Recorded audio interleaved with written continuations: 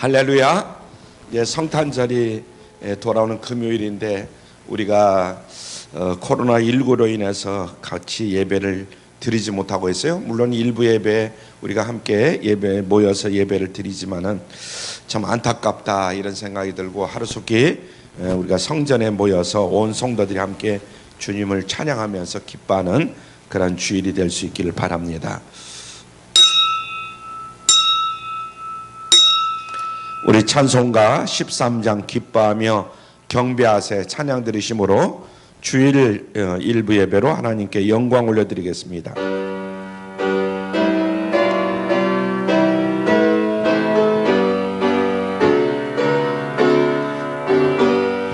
기뻐하며 경배하세 영광의 주 하나님, 주 앞에서 우리 마음 피어나는 꽃 같아 죄와 슬픔 사라지고 의심 구름 거치니 변함없는 기쁨의 주 밝은 빛을 주시네.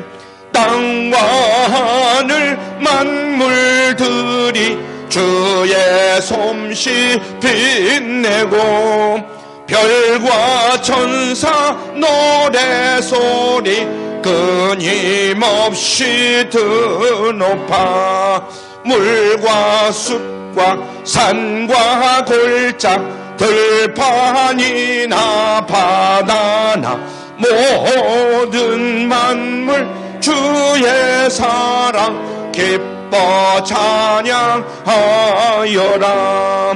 우리 주는 사랑이요 빛과 진리시니 삶이 기쁜 샘이 되어 바다처럼 넘치네. 아버지의 사랑 안에 우리 모두 형제니 서로 사랑하게 도와주시옵소서. 새벽별의 노래 따라 힘찬 찬송 부르니 주의 사랑 줄이 되어 한맘 되게 하시네. 노래하며 행진하여 싸움에서 이기고 성전가를 높이 불러 주께 영광 돌리세. 아멘. 다 같이 신앙 고백 드리겠습니다. 전능하사 천지를 만드신 하나님 아버지를 내가 믿사오며 그의 외아들 우리 주 예수 그리스도를 믿사오니 이는 성령으로 잉태하사 동정녀 마리아에게서 나시고 본디오 빌라도에게 고난을 받으사 십자가에 못 박혀 죽으시고 장사한 지 사흘 만에 죽은 자 가운데서 다시 살아나시며 하늘에 오르사 전능하신 하나님 우편에 앉아 계시다가 저리로서 산자와 죽은 자를 심판하러 오시리라. 성령을 믿사오며 거룩한 공회와 성도가 서로 교통하는 것과 죄를 사하여 주시는 것과 몸이 다시 사는 것과 영원히 사는 것을 믿사옵나이다. 아멘. 우리 찬송가 411장 예수 사랑하심은 함께 찬양드립니다. 찬송가 411장입니다.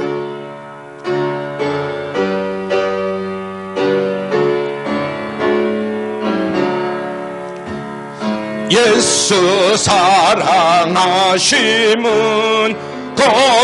거룩하신 말일세. 우리들은 약하나 예수 권세만 도다. 날 사랑하심 날 사랑하심, 날 사랑하심 성경에 써있네. 나를 사랑하시고 나의 죄를 다 씻어 하늘 문을 여시고 들어가게 하시네. 날 사랑하심, 날 사랑하심, 아멘. 날 사랑하심 성경에 써있네. 내가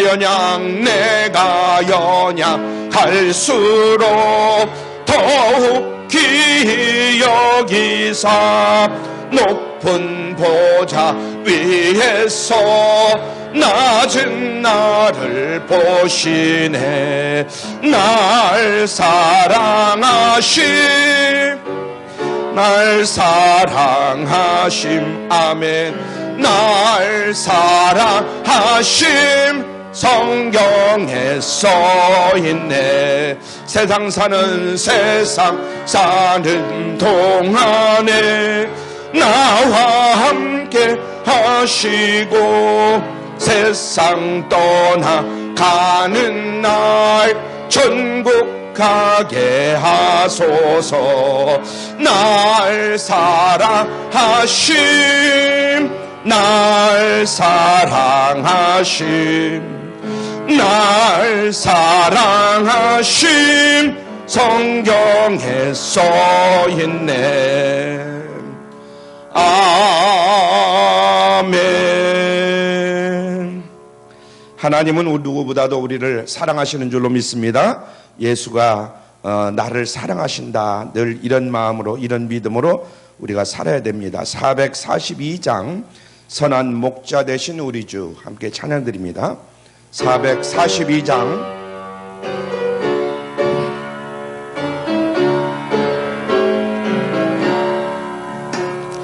선한 목자 되신 우리 주, 항상 인도하시고 방초동산 좋은 곳에서 우리 먹여줍소서. 선한 목자 구세주여 항상 인도하소서. 선한 목자 구세주여 항상 인도하소서.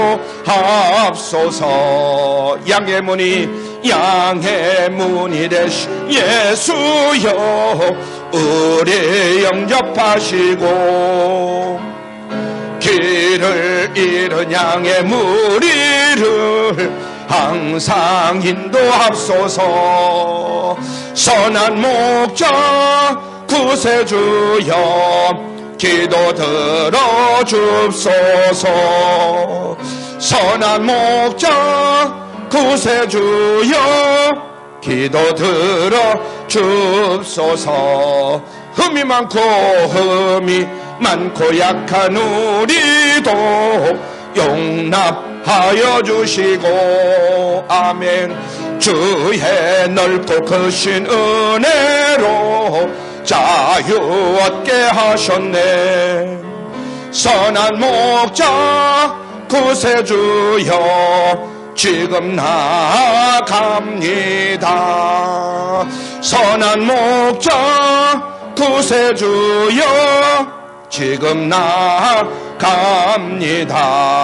아멘. 일찍 주의 뜻을 따라서 살아가게 하시고 주의 크신 사랑 베푸사 주를 좇게 합소서.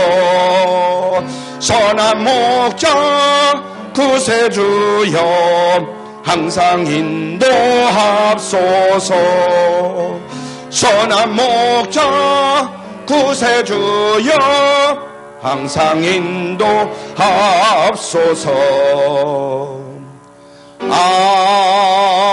아멘.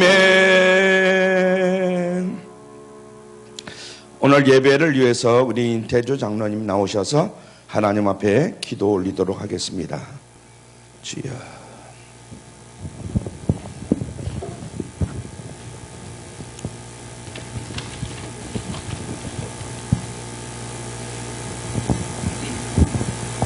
기도드리겠습니다.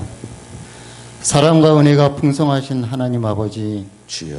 새로운 다짐으로 올 한 해를 시작한 지가 그제 같은데 벌써 12월 셋째 주일을 맞아 아버지 하나님의 크신 은혜와 무한한 사랑에 감사 영광을 드립니다. 아멘.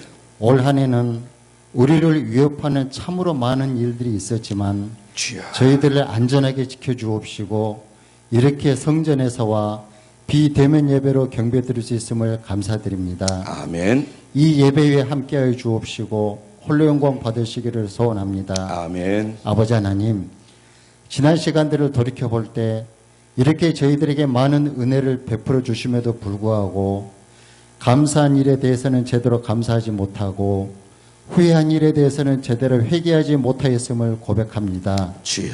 믿음이 약하여 버려야 할 것들을 과감히 단절하지 못하고 주님. 마땅히 행해야 될 일에는 주님. 미온적이었던 나약함을 용서하여 주옵소서. 아멘. 부끄러웠던 저희들의 모습들을 저물어가는 해와 함께 묻어버리고 다시금 각오하며 내년을 준비하는 저희들의 신앙이 되기를 소원합니다. 아멘. 아버지 하나님, 이제 온 인류를 구원하기 위하여 이 땅에 오신 아기 예수님의 탄생일이 다가옵니다. 주여. 이 기쁜 소식을 아직도 알지 못한 너무나 많은 사람들이 있습니다.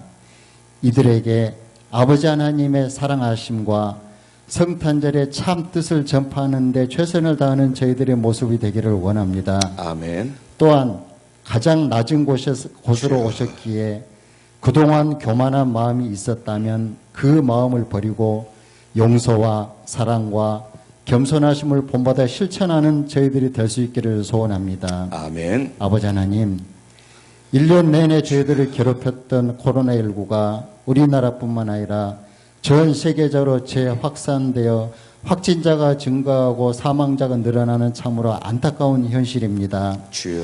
방역 당국과 의료진들에게 지치지 않도록 체험을 공급하여 주옵시고 아멘. 지혜와 능력으로 방역과 치료에 전념할 수 있기를 원합니다. 아멘. 이로 인하여 두려움과 경제적인 어려움이 없게 하여 주옵시고 주여. 이를 위하여 언제나 기도에 힘쓰는 우리 신앙인들의 모습이 될 수 있기를 소원합니다. 아멘. 아버지 하나님, 오늘도 말씀을 전하시는 우리 목사님께 성령의 능력으로 붙들어 주옵소서. 아멘. 영역관에 강건하게 하여 주옵시고 이 시간 성령님 능력이 임하시어 말씀을 통하여 성령님의 역사하심을 체험하는 이 예배가 될 수 있기를 간절히 소원합니다. 아멘. 함께 하실 줄 믿사오며 이 모든 말씀 예수님 이름으로 기도드립니다. 아멘. 주여 고맙습니다. 감사합니다. 하나님 함께 하심을 믿습니다. 예수님의 이름으로 감사하며 축복하며 드립나이다. 아멘.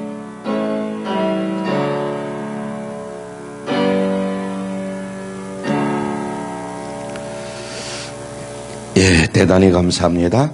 오늘 말씀 같이 봅니다. 마태복음 1장 18절로 25절의 말씀입니다. 마태복음 1장 18절부터 25절까지의 말씀. 신약성경 마태복음 1장 18절부터 25절까지 말씀입니다. 우리 한 절씩 교독으로 봉독합니다. 마태복음 1장 18절부터 25절. 다 찾으셨으면 주여 감사히 받겠습니다. 18절부터 예수 그리스도의 나심은 이러하니라. 그 모친 마리아가 요셉과 정혼하고 동거하기 전에 성령으로 잉태된 것이 나타났더니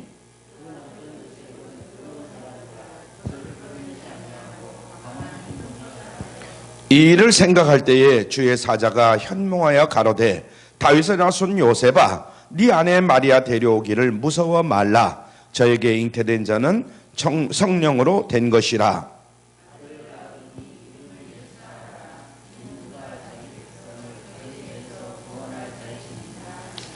이 모든 일에 된 것은 주께서 선지자로 하신 말씀을 이루려 하심이니 가라사대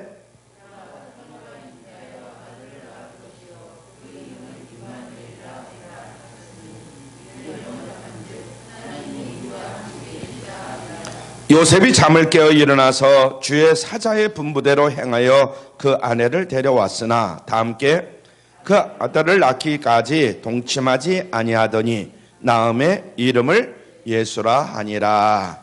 아멘. 서로 정답게 인사 나눕니다. 주님의 이름으로 사랑합니다. 주님의 이름으로 사랑합니다. 주님의 이름으로 사랑합니다. 예, 오늘 말씀의 제목 따라하죠. 임마누엘의 예수님. 어떤 예수님? 임마누엘의 예수님. 오늘 말씀에 보니까 21절에 보니까 아들을 낳으니 이름을 예수라 하라 이렇게 말씀하시고, 또 23절에도 보면 보라 처녀가 잉태하여 아들을 낳을 것이요 그 이름은 무엇이라? 임마누엘이라 하리라 이렇게 말씀하고 있습니다. 그래서 우리 예수님을 그 이름을 뭐라고 하냐면 임마누엘의 하나님, 임마누엘의 예수님 이렇게 이야기를 하시죠. 그래서 오늘 말씀의 제목은 임마누엘의 예수님, 이렇게 말씀의 제목을 정했습니다. 성탄절이 이번 주 돌아오는 금요일이죠. 그래서 물론 인터넷으로 성탄절 예배는 드리지만은 금년에는 성탄절 2부 행사와 성탄절 예배를 온 성도가 함께 기뻐하면서 모여서 예배를 드릴 수 있을까 이런 생각을 해봅니다. 그런데 그러지 못할 것 같아요. 정부에서도 강력하게 그러지 못하게 이렇게 지금 펼치고 있고, 우리들도 역시 그 정부 방침에 또 어긋날 수가 없으니까 지금 예배를 드리지는 못하지만은, 그러나 성탄절 25일 날 9시에 모여서 우리가 예배는 드립니다. 지금과 같은 예배를 드리고 11시에 방송으로 나가게 되고 그렇습니다. 하루속히 이 나라와 또 전 세계에서 이 코로나가 정말 깨끗하게 물러가기를 주님의 이름으로 축원합니다. 어제 보니까 코로나19 환자가 1053명이라 그랬어요. 1000명 이하로 내려가기를 바랬는데 1053명이랍니다. 사망자가 14명이나 나왔고요. 굉장히 많죠. 14명. 또 경기도에서 264명, 우리가 살고 있는 경기도에서 264명. 안산도 굉장히 많더라고요, 환자가. 근데 경기도 전체로 하면 264명이고 서울이 382명, 그리고 병원에 입원을 해서 치료를 받아야 되는데 치료를 받지 못하는 사람이 500여 명이 입원실이 없어가지고 지금 집에서 대기하고 있다, 이럴 정도입니다. 그렇기 때문에 이 코로나19가 언제 이제 예방주사가 나오고 뭐 치료약이 나올지는 모르겠지만은 우리가 정말 이 코로나에 걸리지 않도록 함께 각자 조심을 해야 되고 또 정부 방침에도 잘 따라야 될 줄로 믿습니다. 아멘. 그래서 이번 주 금요일이 성탄절인데 마태는 그 마태 선지자는 오늘 말씀의 마태복음 1장에 보니까 예수 그리스도의 탄생의 이야기를 시작을 하면서 예수님의 족보를 먼저 기록하고 있는 것을 우리가 볼 수가 있습니다. 마태복음 1장 1절 우리 한번 같이 보죠. 마태복음 시작을 어떻게 하고 있나? 마태복음 1장 1절 시작. 아브라함과 다윗의 자손 예수 그리스도의 세계라 이렇게 말하고 있어요. 아브라함과 다윗의 자손 예수 그리스도의 세계라. 예수님이 아브라함 때부터 약속한 메시아다. 다윗의 자손으로서 이 땅에 메시아로 오셨음을 확실하게 증거하기 위해서 마태복음 1장 1절에 보면 그렇게 기록을 해놨습니다. 성경에서 예수님이 메시아이시고 하나님의 아들이심을 증거하기 위해서 제일 먼저 내세운 것은 뭐냐면 성령으로 잉태되어 동정녀 마리아에게서 나셨다, 이렇게 말씀했죠. 그죠? 우리 예수님께서는 그냥 오신 것이 아니라 동정녀 마리아의 몸을 입고 이 땅에 태어나셨잖아요.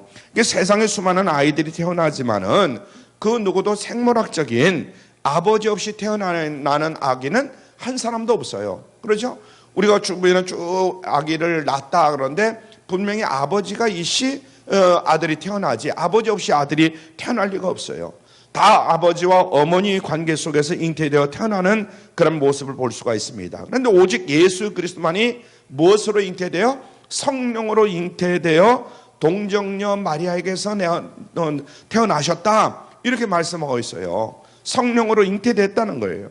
예수님이 관한 교리 중에서 부활도 우리가 굉장히 믿기 어려워요. 사람은 다 죽으면 끝나는 것인데 부활을 하셨다 그랬잖아요, 예수님이. 그것도 우리가 믿기가 어렵지만은 동정녀 탄생에 관한 이 교리도 정말 믿기 어려운 진리다. 예수님께서 이 땅에 오신 것, 그것을 믿는다는 것이. 그런데 이것은 현대인들에게만 믿기 어려웠던 그런 진리는 아니다, 이런 얘기입니다. 2000년 전, 말하자면 그 당시 예수님이 태어난 이스라엘로 한번 가보자 이 말이에요. 유대인들도 동정녀 탄생에 관한 교리는 굉장히 믿기 어려웠을 것이다, 이런 생각을 가집니다. 그렇죠? 오늘날 우리만 믿기가 어려운 것이 아니라 2000년 전에 예수님이 태어나신 그 이스라엘 땅도 역시 마찬가지다, 이런 얘기입니다. 그래서 이제 예수님만이 성령으로 잉태되어서 동정녀 마리아에게서 태어나셨다는 거예요. 처녀로서 아이를 갖게 되는 것, 마리아 본인도 정말 받아들이기가 굉장히 힘들었지만은 마리아도 요셉 입장에서 더 받아들이기가 굉장히 쉽지는 않았을 거예요. 가만 보세요. 내가 처녀인데 갑자기 뭐 남자하고의 관계도 없었는데 아이가 임신을 했다고 생각할 때 어떻게 마리아가 받아들일 수 있겠습니까? 그래서 그런지 마태복음에서는 마리아의 믿음과 순종보다도 어떻게 보면 이제 그것을 듣고 있는 그 남편 될 요셉의 또 믿음에 대해서 말씀을 하고 있는 거예요. 거기에 포커스를 맞추고 있습니다. 마태복음 보면. 그래서 여러분 상상해 보세요. 남자로서 아직 결혼도 안 했는데 사실 자기하고 관계도 맺지도 않았는데도 불구하고 벌써 마리아에게서 임신이 됐다는 거예요. 그래서 요셉도 마리아가 아이를 갖게 됐다는 이 사실을 알게 됐을 때 굉장히 놀랐고 아마 당황하고 황당한 그런 이야기로 들렸을 거예요. 우리가 한번 생각을 해보자 이거죠. 그래서 파혼을 결정할 것은 뭐 너무나 당연한 그런 뭐 이야기가 아니겠는가, 이런 생각을 해봅니다. 요셉도 약혼녀인 마리아가 혼전히 임신한 것을 알게 되고 이제 파혼을 말하자면 마음에 결심을 합니다. 다만 요셉은 착하고 의로운 사람이라 약혼녀를 그냥 부끄럽게 하기가 싫은 거예요. 자기가 약혼자, 말하자면 요셉인데도 불구하고 정말 마리아가 그런 것을 원하지 않은 거예요. 그래서 조용하게 파혼을 하려고 마음을 먹습니다. 오늘 본문에 보니까 1장 18절로 19절 봅니다. 마태복음 1장 18절로 19절 시작. 예수 그리스도의 나심은 이러하니라. 그 모친 마리아가 요셉과 정혼하고 동거하기 전에 성령으로 잉태된 것이 나타났더니 그의 남편 요셉은 어떤 사람이라? 의로운 사람이라 저를 드러내지 아니하고 가만히 어떻게 하겠다? 끊고자 하여, 이렇게 말씀하고 있어요. 요셉은 약혼녀가 혼자 임신한 것을 이제 안 이상, 혼전히 임신한 것을 안 이상 파혼하려고 이제 결정을 했지만은 마리아를 생각해서 조용하게 그것을 처리하려고 했던 겁니다. 동네방네 온 동네에 막 소문을 내고 그런 것이 아니라 아마 조용하게 처리를 하려고 했던 것 같아요. 모세율법 신명기 22장에 보면 이런 말씀이 나와요. 약혼녀가 순결을 지키지 아니하면 사람들에게 돌에 맞아서 처형될 것을 쭉 이야기를 하고 있습니다. 그런 측면에서 요셉이 마리아가 임신한 사실을 알고도 가만히 끊고자 했다, 이런 말씀은 요셉이 얼마나 착한 사람인가, 그것을 우리에게 알려주고 있는 그런 말씀이다, 이렇게 볼 수가 있죠. 또한 그런 요셉을 의로운 사람이라고 하는 것은 성경에서 의라는 것이 반드시 어떤 문자적으로 율법을 지키는 것이 아니다 하는 것을 또 가르쳐주고 있어요. 그래서 오직 의라는 것은 그런 것만을 의라고 얘기하는 것은 아니다, 이런 얘기죠. 요한복음 8장에 보면 예수님이 간음하다가 현장에서 붙잡혀온 이 여인을 만나게 됩니다. 이 여인을 대할 때에 너희 중에 죄 없는 자가 먼저 돌로 치라, 이렇게 예수님은 용서를 선언했습니다. 너희들이 죄 없는 자들이 먼저 돌로 치라는 거예요. 만약 율법을 문자적으로 적용한다면 그녀도 돌에 맞아 죽임을 당했을 거예요. 겉으로 나타날 때는 전부 다 죄가 없는 사람들이거든요. 그러나 율법의 더 중요한 정신인 이 사랑과 용서, 자비의 정신, 이런 것으로 따진다면 돌파매질을 할 만한 사람이 없어요. 누구나 다 죄인이거든요. 그래서 요셉이 약혼녀가 이 사실을 알고 파혼하려고 하자, 이제 임신한 것을 알고 파혼하려고 하자, 하나님께서 적극적으로 이제 그 일에 개입을 하셔가지고 파혼을 막으시는 것을 봅니다.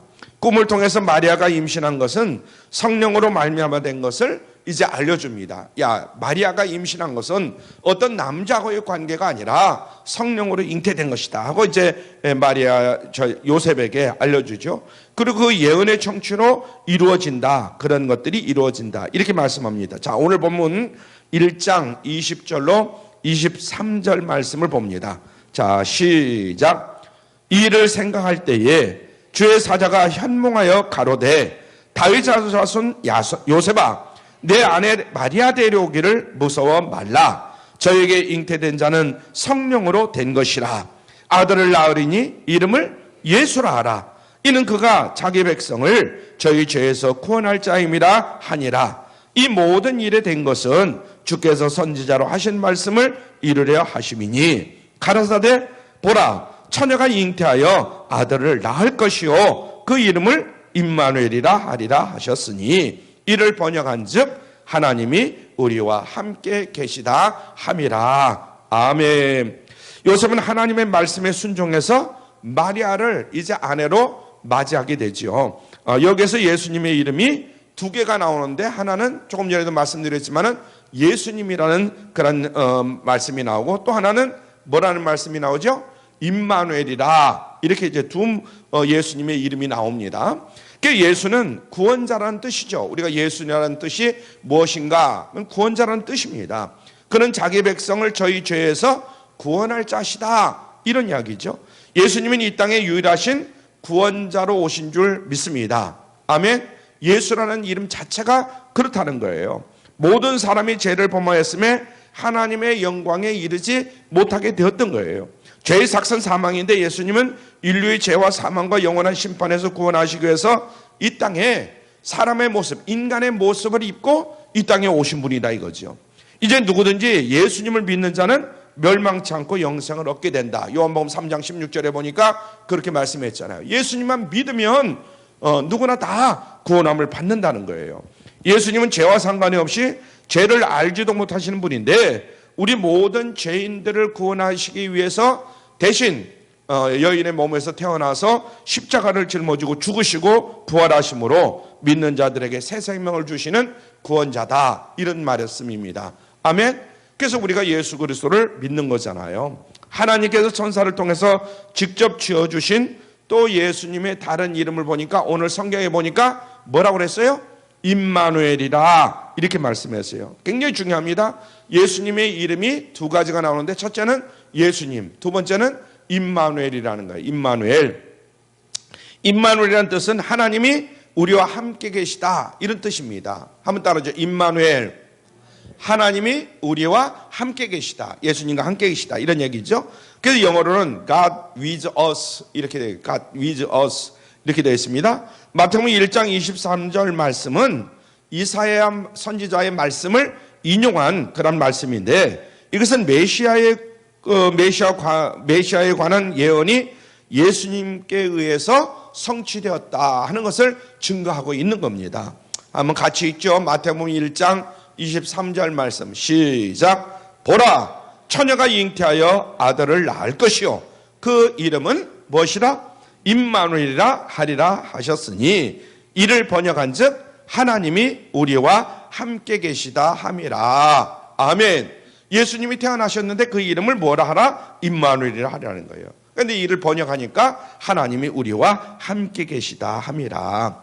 자녀들에게 아버지가 함께하는 것보다도 더 힘이 되고 큰 힘이 되고 위로가 되는 일이 없어요. 저는 아버님과 함께 학교를 가거나 뭐 무주로 읍내를 이렇게 가면은 그렇게 힘이 나는 거예요. 예? 그전에는 뭐 나보다 더 큰 애 등치 있는 애들 막 이런 애들 보면 무섭잖아요. 그런데 아버지하고 같이 가면 든든했단 말이죠. 그러니까 하나님의 자녀들에게 하나님께서 나와 함께 계신다 이런 확신, 이런 믿음이 있을 때 얼마나 힘이 나는지 몰라요. 그보다 더 큰 축복은 없는 줄로 믿습니다. 아멘. 여러분들이 살아가는데 그렇잖아요. 하나님이 나와 함께 계시다 이런 확신만 있으면 어떤 뭐 남편이든 어떤 아내든 뭐 어떤 사람을 만나든 담대함이 있잖아요. 든든하잖아요. 누가 뭐라든 간에 그런 얘기예요. 그러니까 이 임마누엘 축복보다도 더 좋은 축복은 없다. 우리가 살아가는 데 있어서 임마누엘 복보다도 더 큰 복이 어디 있습니까? 그래서 그런지 마태복음에서는 하나님께서 우리와 함께 하시는 임마누엘에 대해서 1장에서 언급하고 있어요. 그리고 이제 마지막에 마태복음 28장 마지막에도 보면 28장 20절에도 임마누엘 복을 말씀하고 있어요. 그래서 마태복음을 1장에다 둔 것 같아요. 굉장히 중요한 겁니다. 마태복음 1장에도 예수님이 우리와 함께 계신다. 마태복음 끝나면서도 마태복음 28장 맨 마지막 장 20절에도 그런 말씀이 있어요. 시작. 볼지어다 내가 세상 끝날까지 너희와 항상 함께 있으리라. 할렐루야. 예수님이 항상 우리와 함께 있겠다는 거예요. 얼마나 큰 축복인지 몰라요. 그래서 원래 인간은 하나님의 형상대로 창조돼서 하나님과 교제할 수 있는 그런 존재였습니다. 그런데 죄가 들어오잖아요. 그래서 아담과 하와가 선악과를 따먹고 나서부터 그때부터 하나님과 함께 할 수가 없었어요. 하나님과의 관계가 깨어지는 거죠. 그래서 죄인이 하나님께 가까이 가고 싶어도 갈 수 없는 이런 상황으로 빠지게 되는 것입니다. 아담과 하와가 범죄함으로 말미암아. 그런데 임마누엘 되신 예수 그리스도께서 이 땅에 오심으로 하나님과 인간이 이제는 하나가 된 줄로 믿으시길 바랍니다. 할렐루야. 그것 때문에 예수님이 이 땅에 오셨다는 거예요. 임마누엘로 오셨다는 거예요. 믿으시면 큰 소리로 아멘. 우리가 예수 하니까 예수님만을 굉장히 중요시 여기고 예수님만을 이름으로 우리가 알고 있잖아요. 물론 굉장히 중요한 겁니다. 그런데 오늘 말씀해 보니까 임마누엘 하나님, 임마누엘로 함께 계신다는 거예요. 그래서 임마누엘 하나님이 우리와 함께 계신다는 거. 나와 지금 누구와 함께 계시느냐? 그거 굉장히 여러분이 아까도 얘기했지만 아버지하고 장날이라든가 뭐 이렇게 뭐 애들 앞에 가더라도 아버지랑 같이 가니까 힘이 나잖아요. 근데 하나님이 여러분과 늘 함께 계신다는 거예요. 할렐루야. 이것이 어떤 복이냐? 바로 임마누엘의 복이라 이 말이에요. 이거보다 큰 복이 어디 있느냐? 여러분 하나님이 함께 하시면 어떤 일이 나느냐? 왜 임마누엘의 축복이 얼마나 큰가? 한마디로 놀라운 일인데 사람이 생각할 수도 없고 사람이 성취할 수도 없는 신기한 일들이 임마누엘 하나님 그걸 알고 이제 나갈 때에 정말 큰 축복이 임합니다. 첫째로 하나님이 함께 하시면 형통한 자가 됩니다. 한번 따라하죠. 하나님이 함께 하시면 형통한 자가 된다. 본인뿐만 아니라 주변 사람들에게도 복이 임한다는 거예요. 여러분이 함께 하기 때문에 여러분의 가족이 복을 받는 거예요. 아멘. 물론 하나님께 돌아오시게 하기 위해서 하나님에게 돌아오게 하기 위해서 어떤 때는 남편을 책망할 때도 있고 자녀들을 책망할 때도 있지만은 여러분과 함께 있기 때문에 여러분이 함께 있기 때문에 하나님께서 여러분을 지켜주시기 위해서 여러분의 가족도 지켜주신다. 이런 이야기입니다. 창세기 39장 2절 말씀을 같이 봅니다. 시작. 여호와께서 요셉과 함께 하심으로 그가 형통한 자가 되어 그 주인 애굽 사람의 집에 있으니 그랬어요. 요셉과 하나님이 함께 하시니까 그 애굽 사람들의 집에도 복이 임하는 거예요. 아멘. 굉장히 중요한 말씀을 하고 있는 거예요. 두 번째로 보니까 하나님이 함께 하시면 이기고 승리하는 줄로 믿습니다. 한번 따라하죠. 하나님이 함께 하시면 이기고 승리한다. 모세는 여호와께서 함께 하시니까 하나님의 지팡이를 그때부터 의지하는 거예요. 그 지팡이가 하나님이다 믿고 이제 그 지팡이를 의지하고 나가는 거예요. 바로와 싸워서 이기게 되고 이스라엘 백성들을 정말 바로의 그 포악에서 건져내게 되는 이런 축복을 누리게 됩니다. 출애굽기 3장 12절 말씀 우리 같이 봅니다. 시작. 하나님이 가라사대 내가 정녕 어떡한다?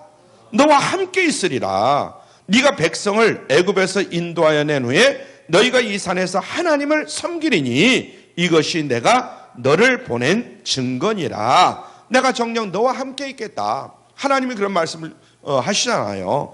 그래서 이 약속은 하나님께서 모세와 함께 하심으로 성취된 줄로 믿습니다. 모세는 이스라엘 백성들을 이끌고 그 산, 말하자면 시내 산에서 율법도 받고 하나님을 예배하는 그런 큰 축복을 받게 됩니다. 여호수아는 또 보면은 하나님이 함께 하시자 모든 두려움이 다 물러가는 거예요. 자기에게 있던 그 두려움이 다 물러가는 거예요. 여러분 하나님이 늘 함께 하시는 그런 축복이 있기를 주님의 이름으로 축원합니다. 그래서 코로나19뿐만 아니라 모든 근심, 걱정, 염려거리 다 떠나가기를 주님의 이름으로 축원합니다. 여호수아가 하나님이 나와 함께 계신다 이것을 알고 나니까 담대해지는 거예요. 그래서 요단강을 건너고 가나안 땅을 정복할 수가 있었습니다. 여호수아서 1장 한번 보죠. 5절 봅니다. 1장 5절 시작. 너희 평생에 너를 능히 당할 자가 없으리니 내가 모세와 함께 있던 것 같이 너와 함께 있을 것임이라. 내가 너를 떠나지 아니하며 버리지 아니하리니. 아멘. 하나님께서 여호수아에게만 이런 말씀을 하시겠냐 이거예요. 여러분 각자에게도 하나님이 이런 말씀을 하신 줄로 믿습니다. 너희 평생에 너를 능히 당할 자가 없다. 할렐루야. 우리에게 하시는 말씀이 내가 모세와 함께 있었던 것 같이 너와 함께 있을 것임이라. 내가 너를 떠나지 아니하며 버리지 아니하리라. 얼마나 큰 축복을 주시는지 몰라요. 자, 그 다음에 세 번째 한번 다윗을 보죠. 다윗 같은 경우도 여호와께서 함께 하시니까 전쟁에서 승리하고 결국 이스라엘 왕으로 세워지는 그런 축복을 누리게 됩니다. 사무엘상 18장 12절에 보니까 이런 말씀이 있어요. 시작. 여호와께서 사울을 떠나 다윗과 함께 계심으로 사울이 그를 두려워한지라. 지금까지는 사울과 함께 했지만 사울과 이제는 하나님이 떠나신다는 거예요. 그리고 누구와 함께 있어요? 다윗과 함께 계심으로 사울이 그를 두려워한지라. 하나님이 누구와 함께 계시느냐, 그것이 굉장히 중요하다 이 말이에요. 지금까지는 사울과 하나님이 함께 하셨는지 모르지만은 이제는 사울을 떠나서 누구와 함께 계신다? 다윗과 함께 계신다는 거예요. 그러니까 사울이 두려워한다는 거예요. 감사하게도 우리 그리스도인들은 다 믿어지지만은 예수님을 믿는다 하는 것이 그렇게 쉬운 일은 아니에요. 우리가 예수님을 어떤 사람은 쉽게 믿은 사람도 있어요. 여러 가지 환경과 여건을 통해서 쉽게 믿게 하는 사람들도 있지만은 어떤 사람은 고생하다가 그냥 세상 하여튼 믿을 거 다 믿어보고 해볼 거 다 해보고 안 되니까 그때서 예수님을 영접하게 하는 사람, 그런 사람들도 있긴 있어요. 자, 예수님은 분명히 인간이셨는데 그 예수님이 태초부터 계신 하나님이셨다. 이런 말씀이 쉽게 믿어지느냐 이 말이에요. 결코 쉬운 일이 아니에요. 요한복음 1장에 보면 예수님은 태초부터 무엇으로 계셨느냐면 말씀으로 계셨다는 거예요. 때가 되어 인간의 몸을 입고 그리고 오셨다는 거죠. 자, 우리 요한복음 1장 1절 봅니다. 시작. 태초에 무엇이 계시니라? 말씀이 계시니라. 이 말씀이 하나님과 함께 계셨으니 이 말씀은 곧 하나님이시니라 그랬어요. 예수님이 말씀이고 말씀이 곧 하나님과 함께 계셨다는 거예요. 자, 요한복음 1장 14절 말씀 시작. 말씀이 육신이 되어 우리 가운데 거하심에 우리가 그 영광을 보니 아버지의 독생자의 영광이요 은혜와 진리가 충만하더라 그랬어요. 제자 중 빌립이 어느 날 예수님께 하나님 아버지를 좀 보여주면 좋겠다 하고 졸라댑니다. 예수님에게. 그때 예수님은 놀란 말씀을 하는 거예요. 자, 요한복음 14장 9절입니다. 시작. 예수께서 가르사대 필립아, 내가 이렇게 오래 너희와 함께 있으되 네가 나를 알지 못하느냐? 나를 본 자는 누구를 봐요? 아버지를 보았거늘 어찌하여 아버지를 보이라 하느냐? 그렇게 예수님께서 직접 말씀하시는 거예요. 제자들은 예수님과 함께 계심으로 놀라운 일들을 그 이후에 많이 경험하게 되는 줄로 믿습니다.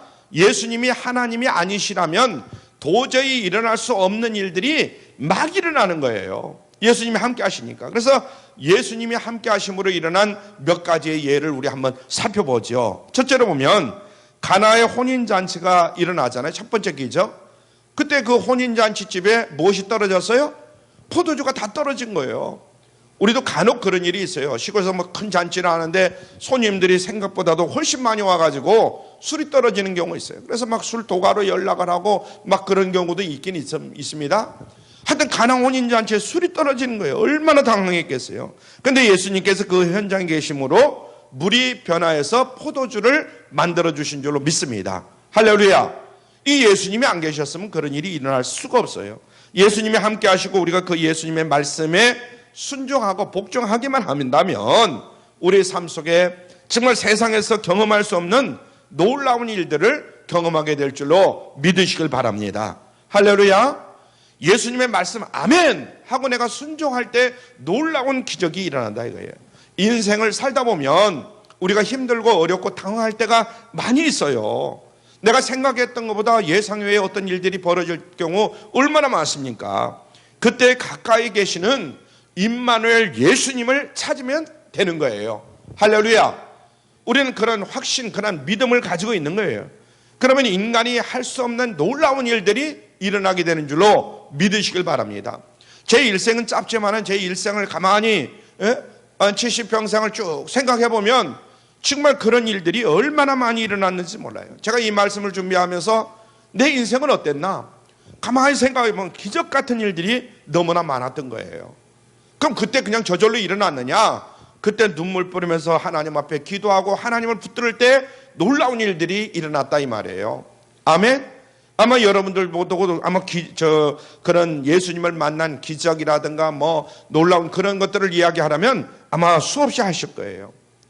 두 번째, 시간이 없으니까 두 번째, 한 번은 예수님은 제자들과 함께 배를 타고 갈릴리 바다를 건너고 있었습니다. 갑자기 막 바람이 막 몰아치고 막 비바람이 몰아치는 거예요. 배까지 막 물이 들이차는 거예요. 예수님은 너무 피곤해가지고 그런데도 불구하고 고물에다 배를 이렇게 머리를 대입하고 주무시고 계시는 거예요. 제자들이 해볼 대로 다 해보가 안 되는 거예요. 그러니까 할 수 없이 예수님을 깨우잖아요. 죽게 생겼으니까. 선생님이 우리가 죽게 된 것을 돌보지 아니하십니까? 그러면서 예수님을 막 깨우는 거예요. 예수님이 일어나시더니 이 믿음이 적은 자들아 하면서 바람을 꾸짖고 바다를 잔잔하도록 이렇게 예수님이 만드시지 않습니까? 만약에 거기에서 예수님이 함께 하지 않았다면 큰 위험을 당할 수 있는 이러한 일들이 펼쳐지지만은 예수님이 함께 계시니까 할렐루야, 그 모든 파도가 잔잔하게 진지를 믿으시길 바랍니다. 우리가 살아가는 인생길에도 이런 폭풍우가 몰아치고 파도가 몰아칠 때가 있어요. 그때 누굴 믿고 사느냐 굉장히 중요해요. 누구와 함께 지금 인생을 살고 있느냐. 예수님과 함께 하실 때에 우리는 구원함을 받은 줄로 믿으시길 바랍니다. 지금 코로나가 너무나 설치고 있습니다.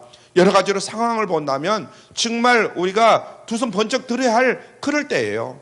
그러나 우리는 예수님을 믿는 사람들이야. 할렐루야. 주님이 우리와 함께 하심을 믿으시길 바랍니다. 예수님이 우리와 함께 하신다를 깨닫는다면 코로나뿐만 아니라 우리 인생에 어떤 환난과 역경이 몰아친다 할지라도 크게 당황하지 않을 줄로 믿으시길 바랍니다. 할렐루야. 우리와 함께 계시는 주님을 찾는다면 주님께서 이 코로나도 그치게 하고 여러분들에게 닥쳐있는 여러 가지 힘들고 어려운 환경과 여건도 다 물리쳐 줄 것을 믿으시길 바랍니다. 할렐루야. 이런 믿음이 우리에게 참 필요합니다. 세 번째로 사복음서에 공동적으로 기록된 기적 사건이 있는데 그것은 바로 오병이어의 기적입니다. 여러분들 사복음서를 다 보세요. 사복음서에 어떤 경우는 마태, 마가, 누가, 요한이 있지만은 어떤 성경은 나오고 어떤 성경은 안 나오고 그래요. 근데 오병이어의 기적은 다 나와 있어요. 예수님은 어느 날 어린아이의 손에 들려있는 그 보리떡 5개와 물고기 2마리로 5,000명을 먹이십니다. 이 오병이어는 너무나 잘하시니까 그냥 줄이는 거예요. 그리고 나서 12광주리를 남기시는 거예요. 다 나눠주고 나서 남자면 5,000명이에요. 지난 시간에도 얘기했죠. 그래서 이 기적에서 예수님이 함께 하시고 예수님께서 말씀만 하시면 불가능하다, 도저히 이런 일이 일어날 수가 없다, 이렇게 생각했던 일들도 일어날 수가 있는 거예요. 할렐루야. 그래서 여러분들이 이건 불가능해, 이거 큰일 났어, 이제는 끝났어, 이렇게 생각하지 마시고 예수님이 나와 함께 계시고 오병이어의 기적을 일으켜 주실 것이다, 이런 확신을 가지고 주님 앞에 기도하고 믿음으로 나갈 수 있길 바랍니다. 할렐루야.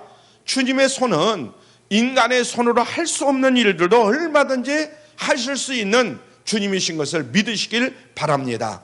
할렐루야. 인간의 머리로 계산할 수 없는 일, 인간의 손으로 할 수 없는 일, 이런 것들도 주님은 얼마든지 계산하실 수 있고 얼마든지 하실 수 있는 우리 주님이시다, 이런 말씀이에요. 문제는 우리가 주님을 얼마만큼 신뢰하느냐, 우리가 가진 것을 얼마만큼 주님께 정말 아낌없이 드릴 수 있느냐, 주님께 맡길 수 있느냐, 이것이 문제다 이 말이에요. 굉장히 중요한 얘기죠. 오병이어라도 주님의 손에 들려지면 5,000명이 먹고도 남음이 있는 줄로 믿습니다. 아멘.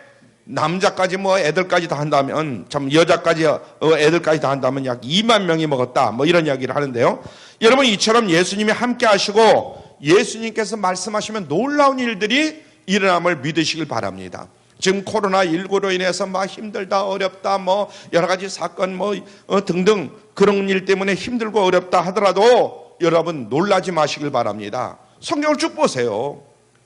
오병이어의 기적이 그냥 일어나는 거예요. 물이 변화해서 포도주가 된다는 거 누가 생각이나 했겠어요? 어떻게 물이 변해서 포도주가 됩니까? 여러분들에게 현재 있는 것이 무엇인지는 모르지만 우리가 믿음으로 나가면 여러분들이 가지고 있는 것 가지고도 얼마든지 일어설 수가 있다, 이런 이야기입니다. 바람과 파도도 잔잔해지고 병든 자가 치유받고 죽은 자도 살아나는 이러한 일들이 얼마든지 일어날 수 있다 하는 것을 깨달을 수 있길 바랍니다. 그런데 성경에 보면 임마누엘의 예수님은 우리 인간에게 가까이 오시기를 늘 원하십니다. 늘 함께 하기를 원해요. 그래서 예수님은 육신적으로 제자들을 떠나게 되죠. 이제 말하자면 하나님 보좌 우편에 앉아 계시잖아요, 지금. 그런데 예수님은 나는 떠나지만 다른 보혜사 성령을 너에게 보내주시겠다, 이렇게 약속하셨어요.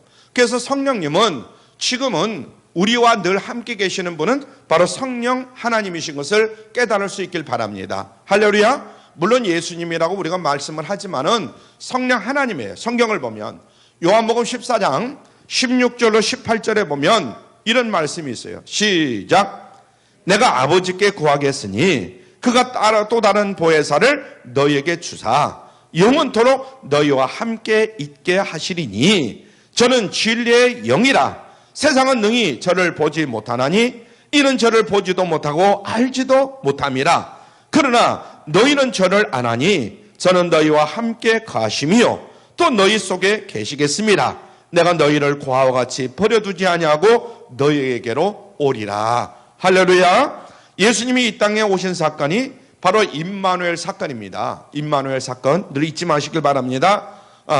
그래서 하나님이 육신을 입고 인간과 함께 하시기 위해서 이 땅에 오신 것이죠. 그런데 거기서 한 걸음 더 나아가서 성령님께서 오신 것은 영원히 하나님과 우리와 함께 거하시기 위해서, 이제는 함께 동고동락하기 위해서 오셨다는 거예요. 그렇다면 우리가 임마누엘의 그 하나님의 축복을 누리려면 어떻게 해야 되느냐? 굉장히 중요한 걸 말씀을 드립니다. 하나님께서 함께 하시는 축복을 날마다 누리려면 어떻게 해야 되느냐? 첫째로 하나님께 함께 하시는 임마누엘 축복을 우리 인생 가운데 누리려면 한번 따라줘. 예수님을 영접해야 합니다. 할렐루야. 굉장히 가장 기초적인 거예요. 우리가 예수님을 믿어야 돼요. 영접해야 돼요. 이건 뭐 예수님을 믿지 않는 사람들에게 우리가 전도할 때 쓰는 용어지만은, 쓰는 말이지만은 우리들에게도 다시 한번 생각해 보게 하는 그런 말씀입니다. 그래서 내가 오늘 아침에도 잠깐 기도를 했지만은 예수님을 정말 영접했는가, 주인으로 내 마음 가운데 영접했는가, 이게 굉장히 중요하다, 이런 얘기죠. 요한복음 1장 12절로 13절 말씀 봅니다. 시작. 영접하는 자 곧 그 이름을 믿는 자들에게는 어떤 권세를 줘요? 하나님의 자녀가 되는 권세를 주셨으니 이는 혈통으로나 육정으로나 사람의 뜻으로 나지 아니하고 오직 하나님께서로 난 자들이니라. 아멘. 세상에서는 귀하게 태어날 수도 있고 천하게 태어날 수도 있어요. 무주구 촌동에서 태어날 수도 있고 서울의 무슨 대통령의 아들로 태어날 수도 있어요. 그러나 예수 그리스도를 영접하게 되면 세상에서 가장 귀한 자로 태어나는 줄로 믿으시길 바랍니다. 할렐루야. 그래서 여러분은 내 부모가 어떻고 이런 부모 얘기할 필요도 없어요. 사실은 물론 훌륭한 부모 만나는 거 중요하지만은 내가 예수님을 지금 구주로 믿느냐 안 믿느냐, 이게 가장 중요한 거예요. 우주 만물을 창조하신 하나님의 자녀가 되는 그 권세를 내가 지금 받았느냐, 그걸 누리고 있느냐, 이것이 중요하다, 이런 이야기입니다. 믿으시면 큰 소리로 아멘. 굉장히 중요한 이야기예요.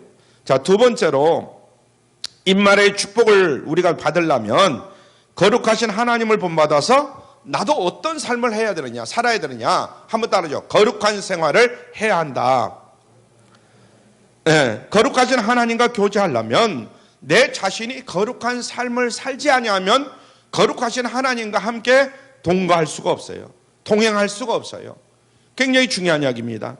하나님은 거룩하신데 내가 계속해서 죄 가운데 있고 계속 세상 가운데 있으면 거룩하신 하나님이 나와 함께 동행할 수가 없다, 이 말이에요. 믿으십니까? 그런데 우리는 나는 그냥 세상적으로 세상 사람들과 똑같이 살면서 왜 하나님이 나와 함께 동거하지 않느냐, 왜 나와 함께 동행하지 않느냐, 그러면서 원망하고 불평하는 사람들이 많이 있어요. 이걸 오늘 이 시간 우리가 깨달아야 된다. 그래서 성도로서 성도다운 삶을 살지 못하면 성령을 근심하게 할 수밖에 없다. 그래서 말과 행실이 깨끗하지 못하면 하나님의 성령을 근심할 수밖에 없어요. 그죠?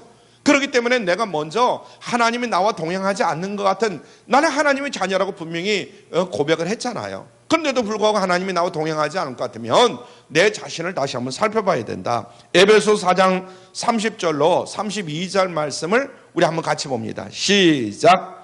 하나님의 성령을 근심하게 하지 말라.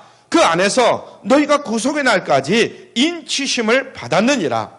너희는 모든 악독과 노함과 분냄과 떠드는 것과 해방하는 것을 모든 악의와 함께 어떻게 하고 버리고 서로 인자하게 하며 불쌍히 여기며 서로 용서하기를 하나님이 그리스도 안에서 너희를 용서하심과 같이 하라 그랬습니다.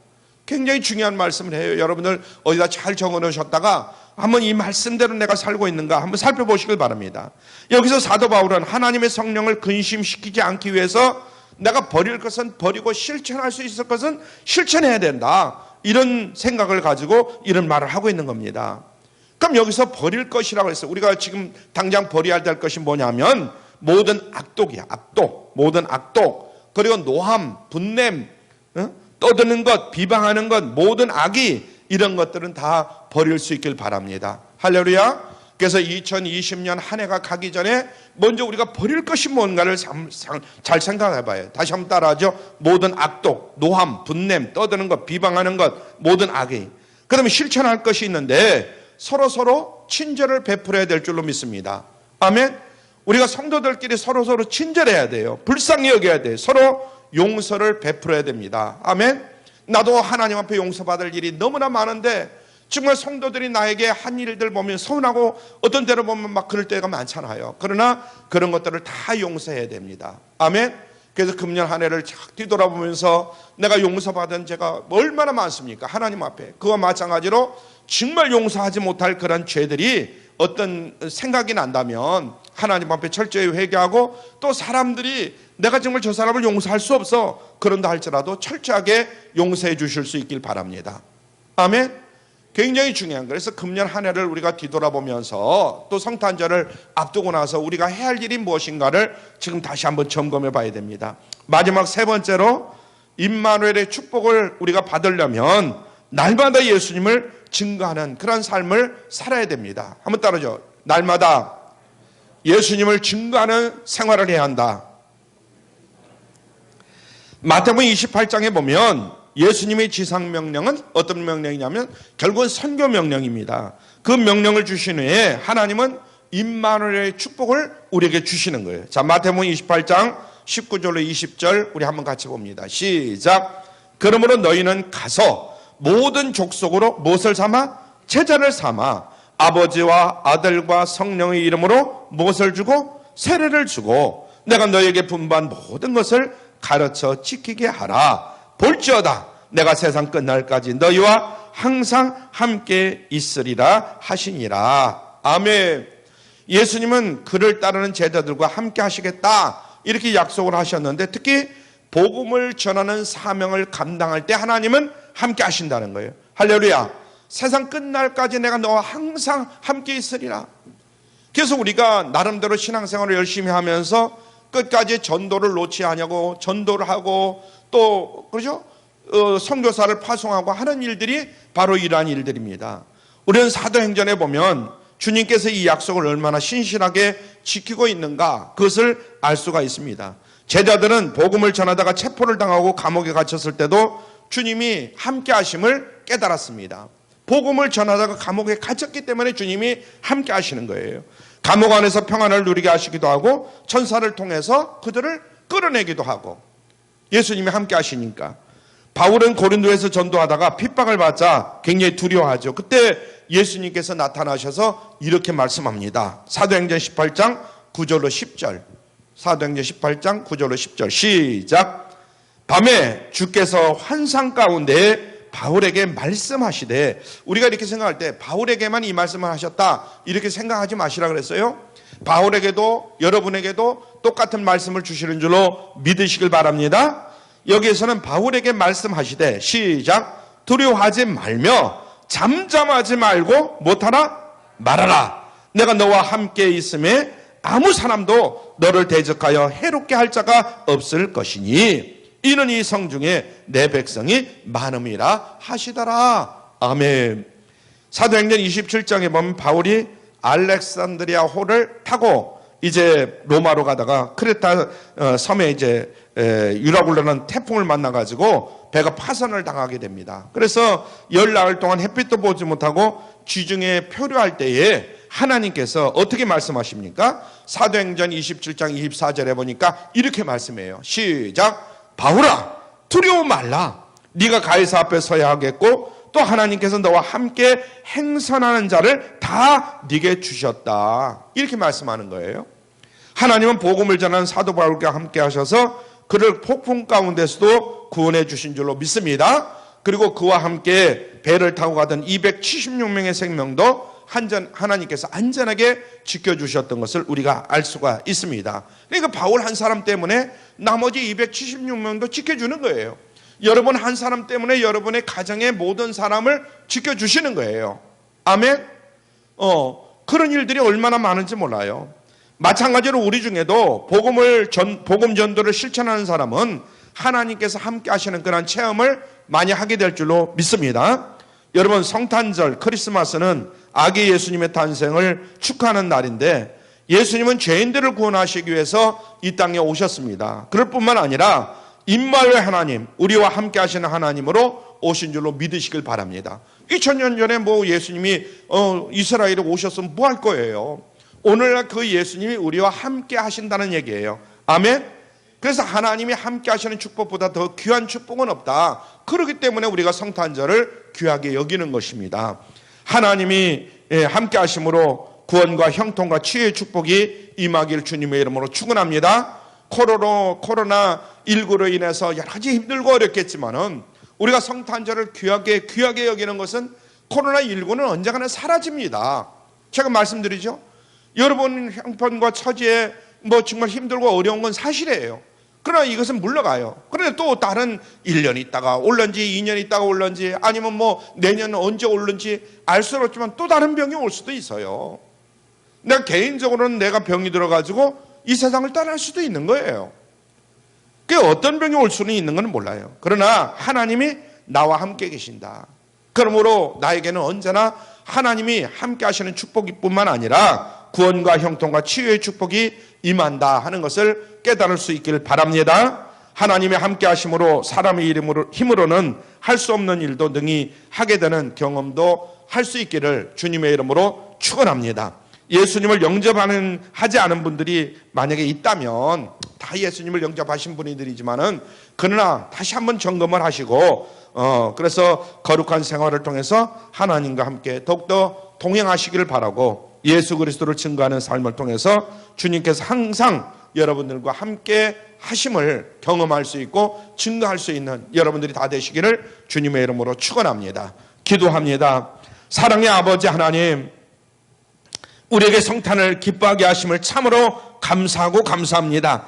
임마누엘 하나님이 우리와 함께 계심을 진심으로 감사하고 감사합니다. 우리 주 예수 그리스도께서 임마누엘 하나님으로 오셔서 구원과 형통과 치유의 축복으로 함께 하심을 감사를 드립니다.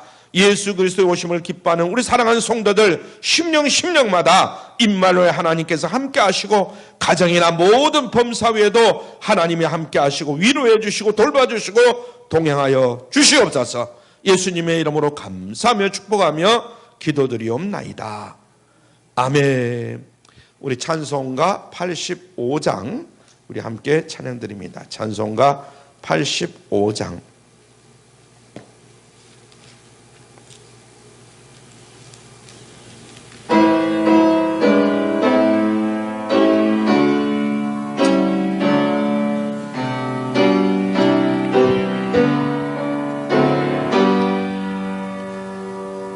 구주를 생각만 해도 내 마음이 좋거든. 주 얼굴 배울 때야 얼마나 좋으랴. 만민의 구주 예수여, 귀하신 이름은 천지의 온갖 이름 중 피할 데 없도다. 참회게 하는 자에게 소망이 되시고, 구하고 찾는 자에게 기쁨이 되신다. 예수의 넓은 사랑을 어찌 다 말하랴. 그 사랑 받은 사람만 그 사랑 알도다. 사랑의 구주 예수님, 내 기쁨 되시고, 이제와 또한 영원히 영광이 되소서.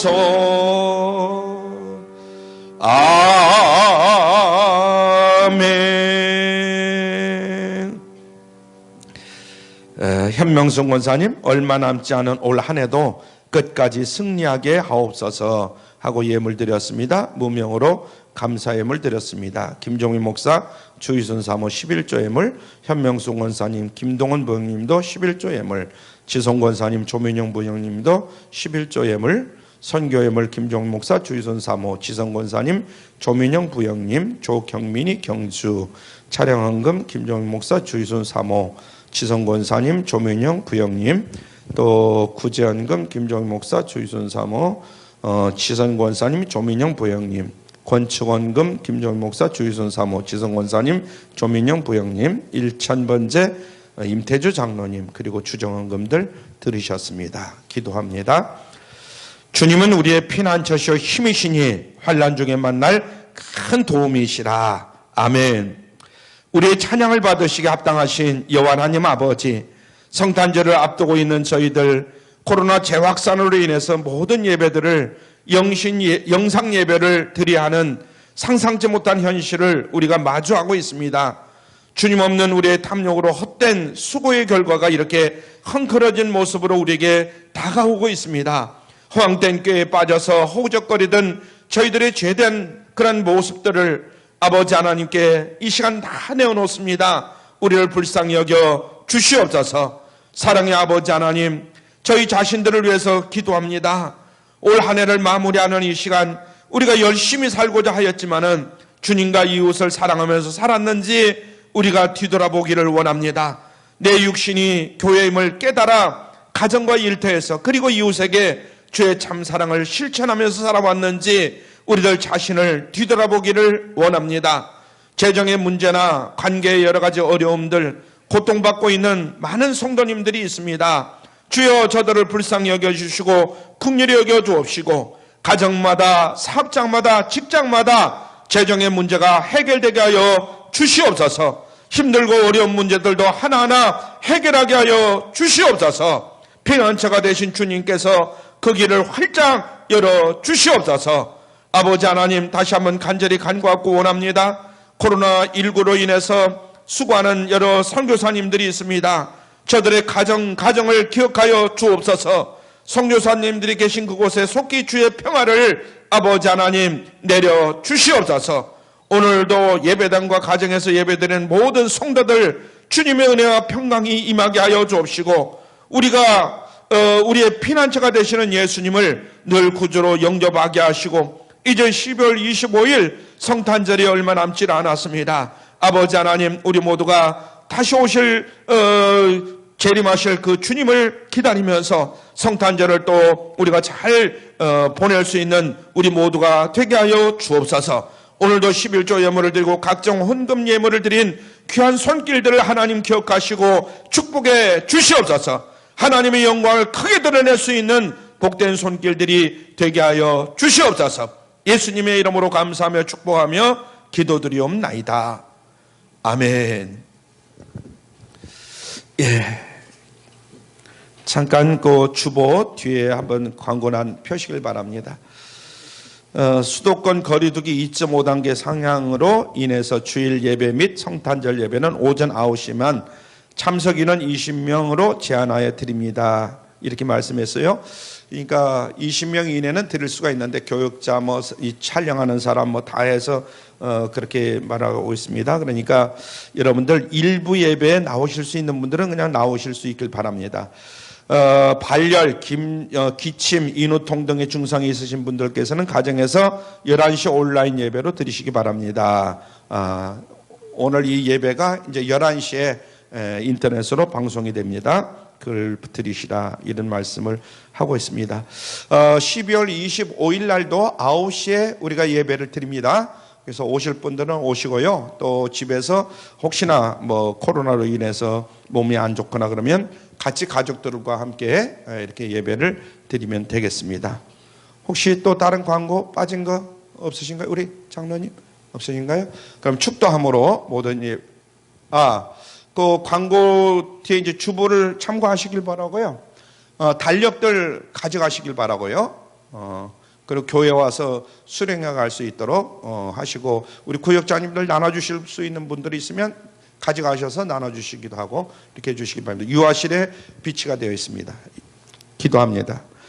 지금은 우리 주 예수 그리스도의 만하신 은혜와 아버지 하나님의 극진하신 사랑하심과 성령님의 감화감동 충만교통 역사 위로하심이 이 시간 코로나19 가운데 성전에 나와 예배를 드리는 우리 사랑하는 성도들, 또 예배를 드리지 못하는 우리 사랑하는 성도들, 아버지 하나님 모든 주의 백성들 머리머리 위에와 가족과 직장과 사업장 위에 임마누엘 예수님이 이 땅에 오심과 우리의 심령의 오심을 기뻐하는 모든 성도들 심령 위에 지금으로부터 영원토록 함께 하실지어다.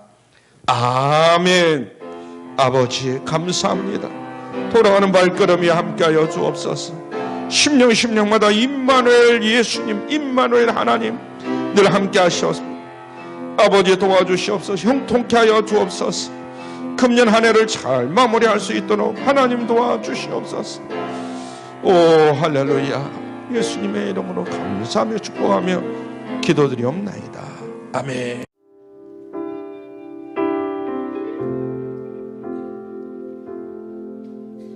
주의 사랑은 주의 선하심을